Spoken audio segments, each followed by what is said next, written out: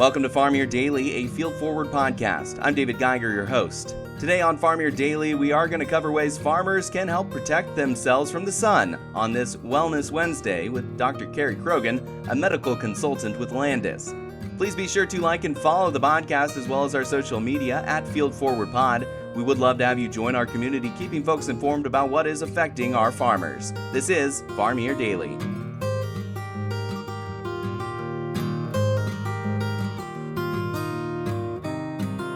And joining us on Farm Your Daily, we have Dr. Cari Croghan joining us for Wellness Wednesday. She is a medical consultant with Landus and also host of the podcast FFS with Dr. C. Dr. Cari, thank you so much for joining us on Farm Here Daily. And what is a major topic we're going over here for Wellness Wednesday? Today we're talking about soaking up the sun, but doing it safely because it's actually really bad for you, for the most part. It is really bad for you, but at the same time, if you're someone like me that sometimes spends all day in the office, you need a little bit more for that vitamin D. But farmers don't necessarily have to deal as much with the sun. So first question, you're a farmer. You got your traditional Midwest farmer's tan. You aren't exposing any more skin than what's tanned. You're not getting burned. Do you still need to protect yourself from the sun? Oh yeah, absolutely. Because even if you're not seeing obvious changes to your skin in that moment, it's still happening. And you don't need a whole lot of sun to do the vitamin D thing. And frankly, supplements are so easy now that that's probably the way to go.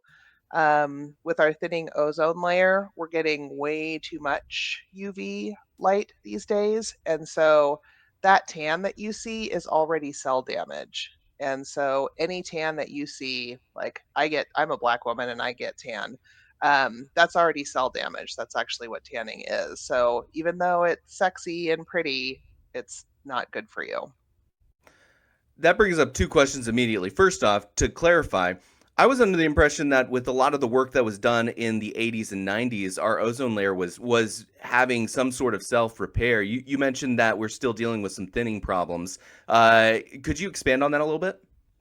Oh yeah. I mean, we slowed the issues by getting rid of aerosols and things like that. But people especially at the poles, like people in Australia, the skin cancer rate is incredibly high because that hole in the ozone layer is very real and they just don't have nearly as much protection as they used to. And the same is for us. It's just not as severe as we're closer to the equator. But I mean, the fact still is that we know that UVA and UVB rays still get to us on a regular basis, especially between about 10 a.m. and 4 p.m. And so, yeah, if you're out in the fields during that time, which you are, that's what's happening. And so, as you're getting that lovely summer glow, you got to know that that is cell damage. And some of those UVB rays are the ones that actually cause cancer. You said 2 to 4, and I will personally say from my side, when I'll be outside doing tasks, I will avoid the noon to 2 because I remember when I was a kid, that was the time I was told that was the worst time for sunburns and UV rays. But it's now 2 to 4 is what we know best as one of those dangerous times. 10A to 4P. Oh, 10A, Yeah, 10A. Okay, all right. 10A. So I might have misspoken, but it's 10 a.m. to 4 p.m. So essentially like brunch to supper. That's bad Also, news. conspicuously the hottest time of the day, so it's not too bad to avoid some of that. However, we are talking about farmers. We're talking about people whose job it is to get Mhm. things done. You can't just say, I'm not going to work from 10 to 4 because of the sun. So what are ways folks can protect themselves when they do have to be out and about working? I think one of the best things to know is that you're probably going to be layering and shedding all day long. You're going to be sweating. And so I actually recommend that people sunscreen up before they even get dressed. So slather while you're naked. And that way, when you're taking off layers, you haven't missed something. And so just making that your morning routine before you get dressed, go ahead and slather up. And it takes a full ounce, like a shot glass, like more than you would take your tequila, fill that sucker up. That's how much you need on your body. And then if you're sweating, which if you're out in the fields, you're probably going to do that. It's humid, it's dewy, all of that stuff. You need to reapply usually about every 2 to 3 hours. And so I would say making it a habit to, when you're rehydrating, to also go ahead and sunscreen up again, because it's no longer effective. Make sure that your sunscreen is up to date. It does expire. And so if you've had that bottle in your car for 3 years, toss it. Um, that being said, have that bottle in your car, have it in your cup holder, have it in your fanny pack, whatever you've got going on with you, have it with you so it's just easy to get it back on there. For someone that is extremely pale like me, that sunburns extremely easily, I pretty much exclusively use like SPF 50 or more. I do not joke around. I do not use the lower ones because I fry. I do not. Sun and I do not are not very compatible in that particular way. What do you recommend in terms of protection level? So above about 50, there's not a big change. So SPF of 30 gets about 96% of UVA and UVB. That's the other thing, is you want to make sure it's broad spectrum. So you want to look for UVA and UVB. It all used to be just UVA, which was for the tanning cell damage, the really deep stuff that you get all the time, but it wasn't catching a lot of the UVB rays, and those are in charge of causing the cancer. So you want to get both of those. Once you get past an SPF of 30, it only goes up a couple of percentages. So 50 is about the top that you really need. I'm not sure that 70 is capturing much more. And especially if that's going to make you feel really heavy and icky and sticky and stuff like that. If 50 feels better and you're more likely to wear that on a regular basis, do that, because you're not really gaining anything past there.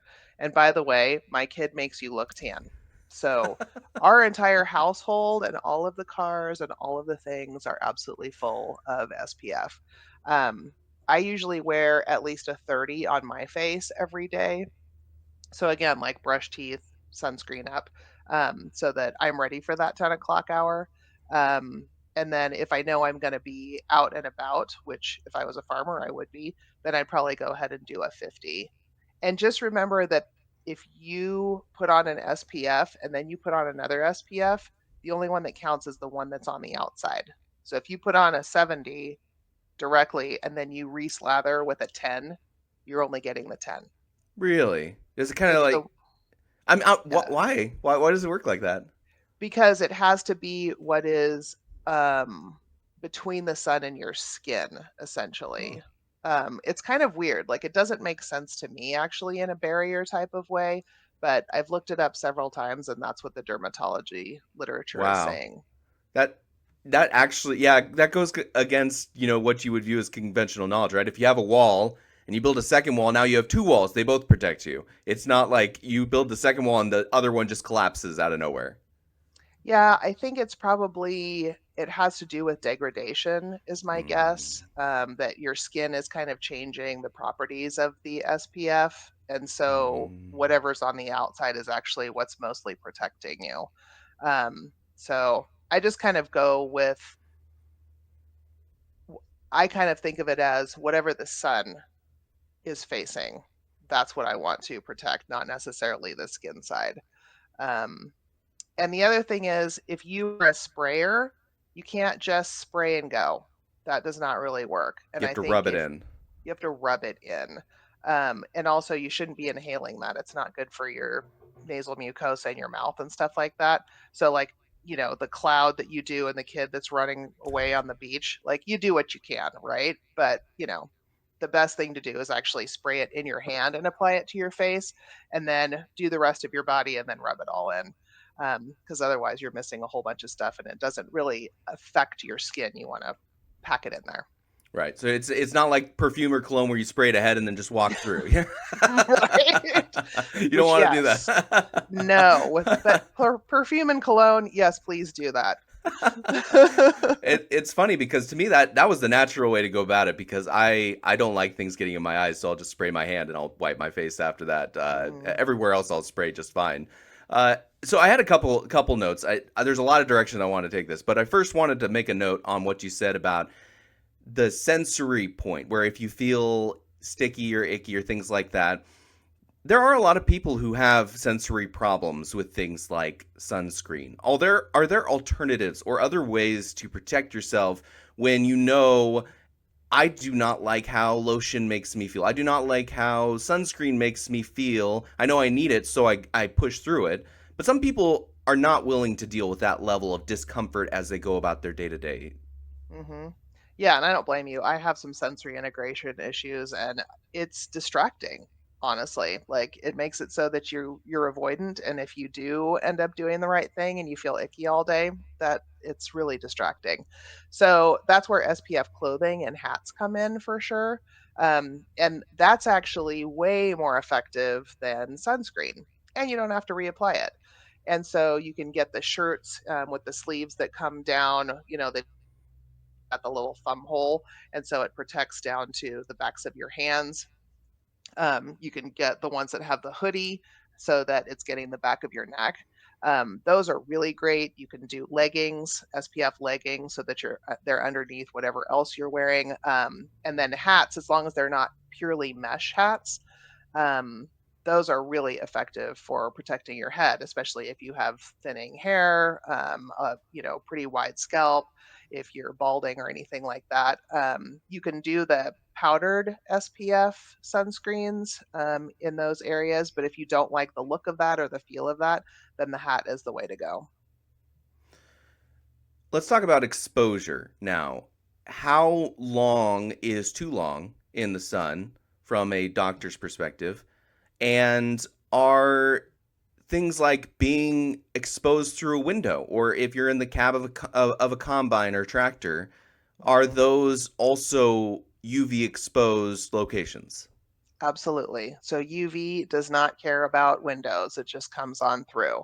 And so some of the worst burns that you can get is actually in an airplane, like pilots and stuff like that, because it will just come straight through there. And the higher you are, the less protection that you have from the sun. Um, and so don't think that just because you're behind a window, that's helpful at all. In fact, um, if you look at the right side of your face and the left side of your face from a sun damage perspective and where people get cancers, it is almost always on the left because we drive.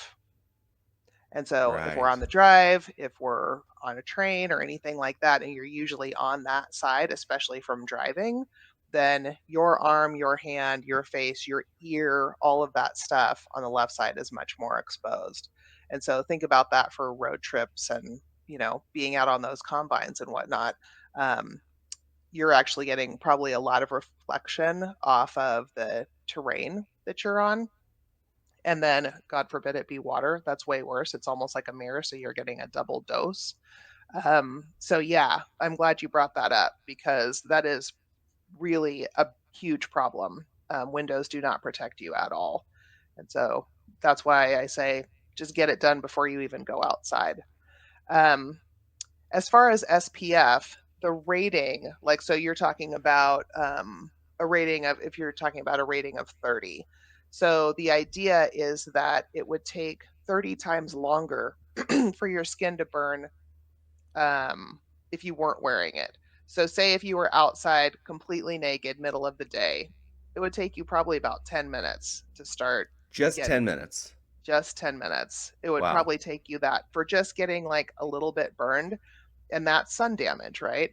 And so with the SPF, 30 times that long is about 2 hours and 15 minutes.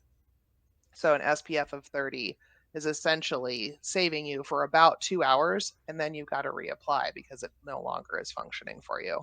And I'm super bad at that. Like I put it on in the morning, I'm like, I'm totally done. And that's not true, especially if you're sweating, if you're active, especially if you bathe in the middle of the day, it's gone. So you have to reapply. Slather up again. I think too, and this kind of flips back to the sensory thing. When you're reapplying it, you constantly have to smell it. And so if you do not like the smell of sunscreen, then that's also going to be a bit of an inhibitor or a way to avoid doing it as well. Hmm. I think that's why if you find one that works for you, from a tactile standpoint, sensory standpoint, smell standpoint, get a bunch of them because you want to be able to use your own stuff. Um, some of the mineral ones, those tend to be really good because they actually block it with science. It is the wall that you're talking about. And they can be a little bit gritty instead of sticky, and so you can decide Yeah. which one works for you, right? I actually like the feeling of that. It almost feels like I'm exfoliating It's like a myself, which I'm scrub. not. Yeah, yeah. Yeah. So if that feels better than kind of that sticky tacky feel, then I would go with that. But you might have to play with them, borrow other people's, and figure out which one works for you. I'm a big fan of the Copper Tone Sport, which I think is a 50. And that's what we tend to use in my household because it doesn't have too funky a smell. It's not super sweet. And like I can't really even smell it right now, and I Hmm. just put it on. So, I want to talk about consequences, but I want to go over one more point, and that mm, is going back to the exposure question as well. And that is, for example, hair. Are you going to get sunburned on your scalp if you do have hair, first off? And then, secondly, you said 10 minutes. Could you go outside, be exposed to the sun for 10 minutes, walk into the shade, do some stuff? Would that alternative be something that would protect you? Or is it a compounding problem when you deal with the sun? so if any sun exposure happens, it has happened. It does not go away. So those like 3 burns that you got as a kid, you take that with you your entire life. And so if you think of that as a cumulative thing, every burn, every tan, everything that you've done to your skin, it stays there. That's not a good thing, Wow. right? That's And incredible. so, yeah, it's one of the few things that stays with you your entire life. And so you really I want to avoid every single one if you can. I'm asking this question 100% respecting your knowledge and authority as a doctor here. But I am just curious because you have the idea of, oh, our cells change every 7 years. We have like a virtual replacement. You know, you have the ship theory of are we even the same person after 7 years because so much of us are swapping or changing, etc. Hmm. But there is a memory when it comes to skin cells, is what you're saying, and it remembers what it's experienced over the course of your life. Right. The problem is chromosomal damage. And so that's what's happening is the UV exposure is actually changing and redoing the chromosomes of your cells. And so then that as that cell is being replaced, those chromosomes are the same, unfortunately. Your skin has 7 layers, and UVA and UVB go to different depths of your skin, but that damage stays there, unfortunately. Wow. Yeah. Let's talk about that damage then, the consequences Mm. of dealing with damaged skin, sunburned skin, etc. No one likes to be sunburned. I call Yeah. it becoming a lobster. I just want to die. I'm tired. I do Yeah. not enjoy it in any way, shape, or form. And I don't think anybody does. So you get sunburned, you are dealing with the aftermath, but ultimately the fear is something like skin cancer, I believe. Are there other things that are to be concerned about aside from skin cancer? And what about skin cancer is so dangerous and so deadly for folks? So I think acutely, it's exactly what you're talking about. It's the discomfort, but it's also the dehydration. And so you've just ruined the largest organ in your entire body that is your own protection against all of the things that are happening around you and your environment. And one of those things is sealing you against dehydration. And so if you're sunburned, you are just, I mean, you're just leaking all of your fluids out everywhere. And so that's a big problem. And it makes sure that your immune system is really super busy and can't pay attention to other bugs. So, Yes. um, Yes. yeah, I feel like I I was get talking, more sick when I get sunburned too. Yeah, that makes yes, sense. yeah, I think your immune system just cannot do both things. And so that's a huge problem. And heat exhaustion and heat stroke are big as far as dealing with dehydration, your system shutting down, your kidneys hating their lives, those types of things. So it's not just the discomfort on the outside, but it's definitely on the inside too.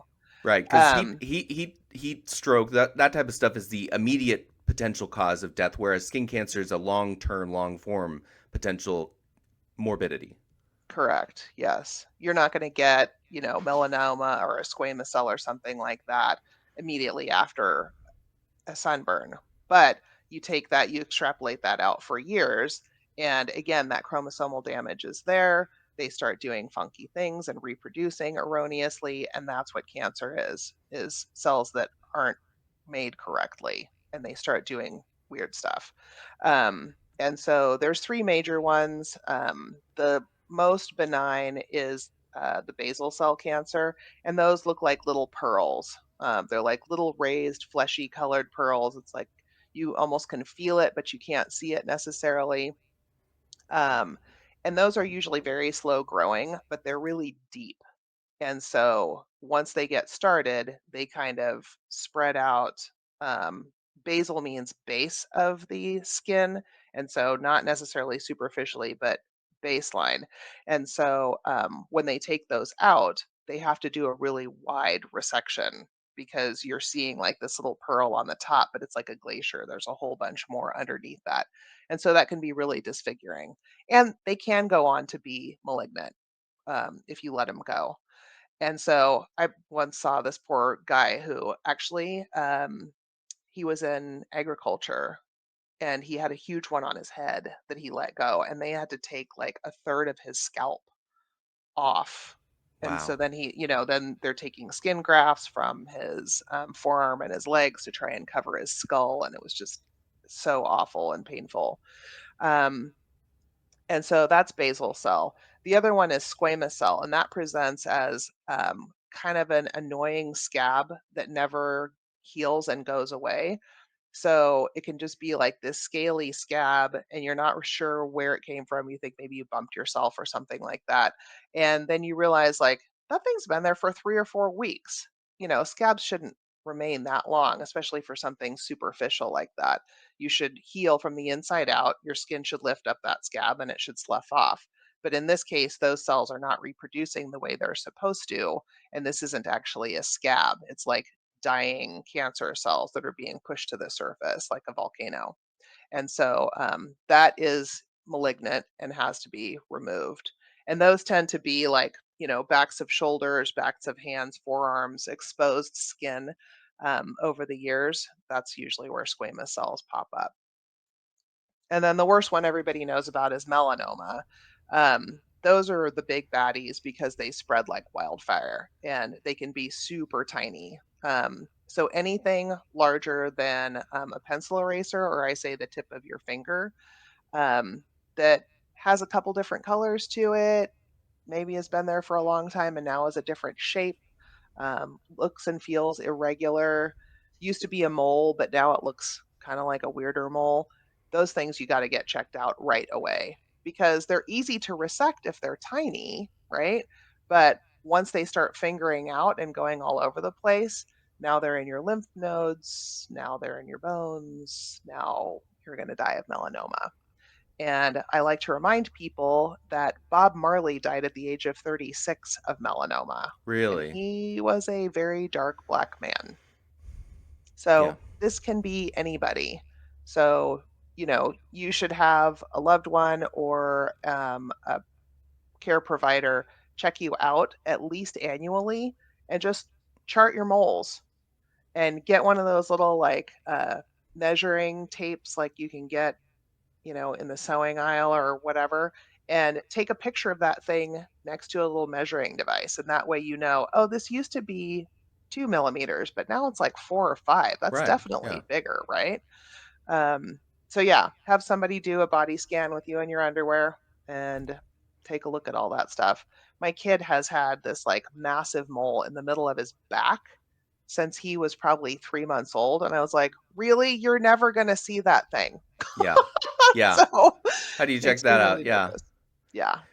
I I feel like health can be extremely scary, right? When you're dealing with feeling discomfort, pain, or even the possibility of death. That's very worrying for the vast majority of us human beings. So I don't want to just make everyone feel nervous or afraid. It's more of a call to action of, hey, make sure you're Hmm. taking care of yourself. Make sure you're checking yourself out. And with that comes naturally concerns of what could happen, but more so, what can you do? We talked about sunscreen. I wanted to start off with how do we protect ourselves, but what can you do when you are a bit concerned about your health and you are just feeling anxious? Potentially now that you're like, oh, I actually do have a couple scabs or I do have a couple moles, and I don't know how it looks. Like your first call would be to go to Google, and that's going to show you moles that look exactly like your mole. It's not actually Yeah. cancerous. Who do you go Mm-mm. to? What do you talk about? How do you figure that out from a professional standpoint to get that a bit of relief? Yeah, that's wonderful that you bring that up. So I think your first stop is your primary care provider. And honestly, it's one of those things where we want to put a finger on it. Like the depth of it, the texture of it, what it feels like, all of that is really helpful than more so than just looking at it. Like sending a picture, people are always sending me pictures of their stuff. And I'm happy to look at that, but I'm like, "Ugh, I want to touch it." Does it Um have texture? yeah, does it have texture? Is it like round? Is it firm? Is it like can I squish it or does it feel super hard? Um and so your primary care provider is probably your first stop to go check that out. And some of them actually even do biopsies, depending on whether they like to do procedures or not.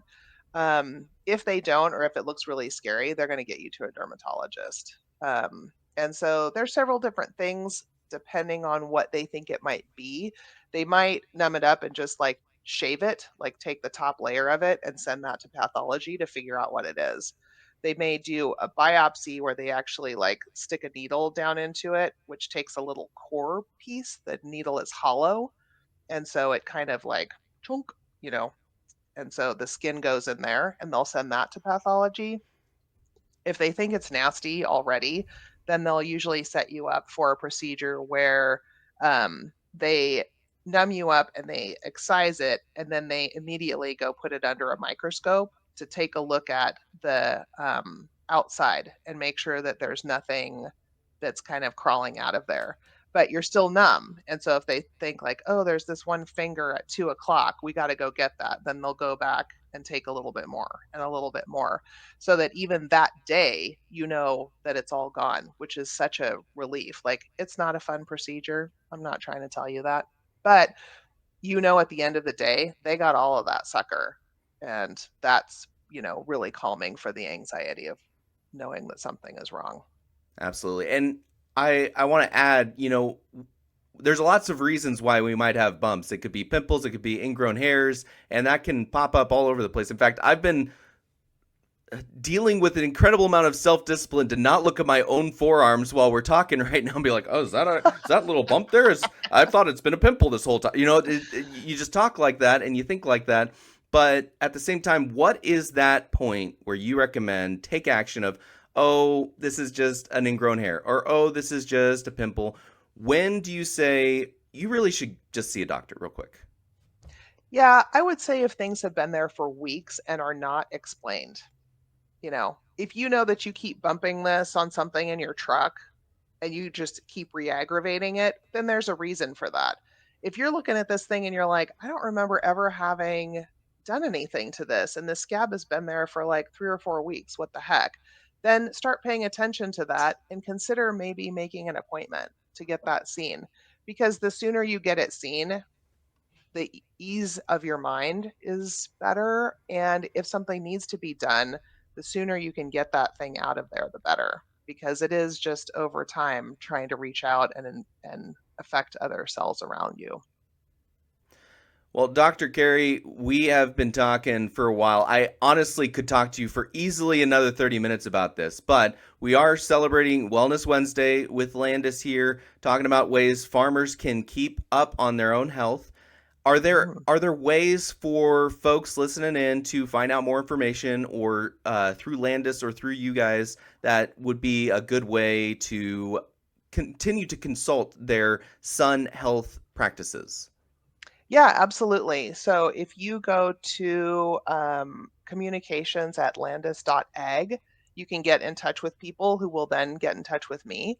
And my own personal website is Dr. Cari FFS, DrCariFFS.com. And that's my website, and you can book an appointment with me as well. And my understanding is that since Landus is a self insured company, that they pay for you to see me. And so I've been really enjoying getting to know people better and helping you from afar. And I'm licensed to practice in Iowa, so we can do all of the things. Amazing. Dr. Cari Croghan, she's a medical consultant with Landus, also the host of the podcast FFS with Dr. C. Dr. Cari, thank you so much for joining us on Farm Your Daily. Oh my God, it's been such a pleasure. I hope you guys enjoyed. This is Farm Your Daily, a Field Forward podcast. Thank you so much for listening. Again, in order to continue to produce this type of local content, we would love to have you join our community. So please follow the podcast as well as our social media channels at Field Forward Pod. You can also find me on social media at Geiger Reports, as well as WHO TV Channel 13 every weekday in their morning and noon hour programs. Again, I'm your host, David Geiger, and I'll be back again tomorrow, everybody.